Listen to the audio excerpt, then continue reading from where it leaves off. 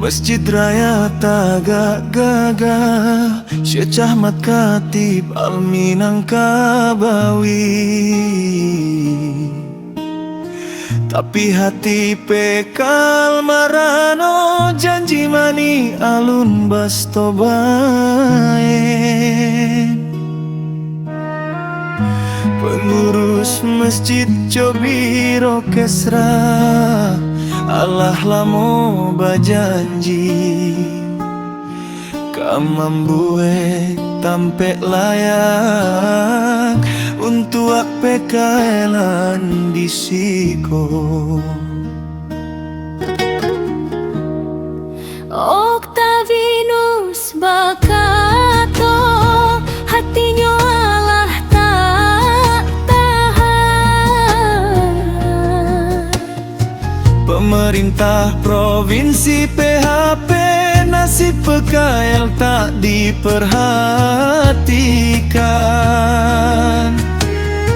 Bajualan dalam kondisi payah, kurang nyaman jo kurang bersih. Jamaah jo masyarakat mengeluh, tapi pemerintah diam saja.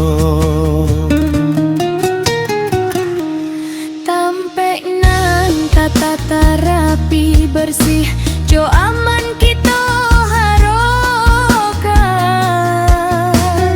Supaya indah mengganggu kenyamanan jamaah jo masyarakat.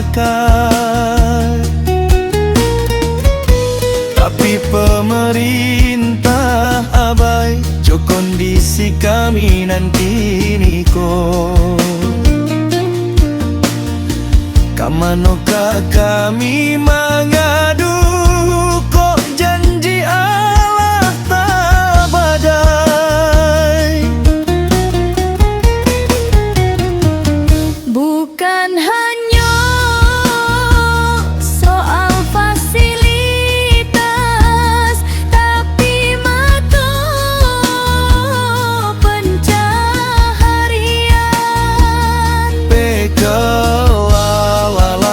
Jadi bagian dari aktivitas di Masjid Raya. Firman wani pin bakato, harapan gadang kini tak antung di tangan Pemprov Sumatera Barat, KPK Malalang. Janji mani di Masjid Raya, THP Pemprov Sumatera Barat, pegel marano hati bimbang kamano kamadu. Tampek layak tak kunjung tiba, harokasi kita gantung.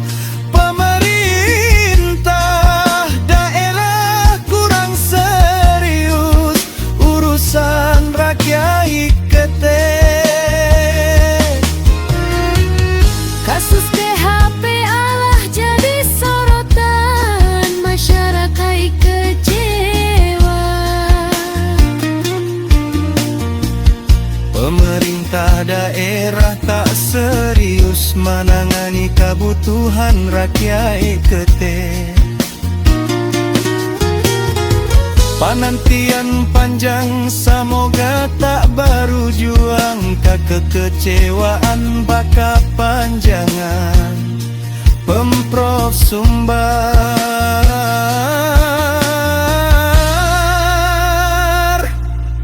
Bukalah mata, lihatlah pekalan tak punya.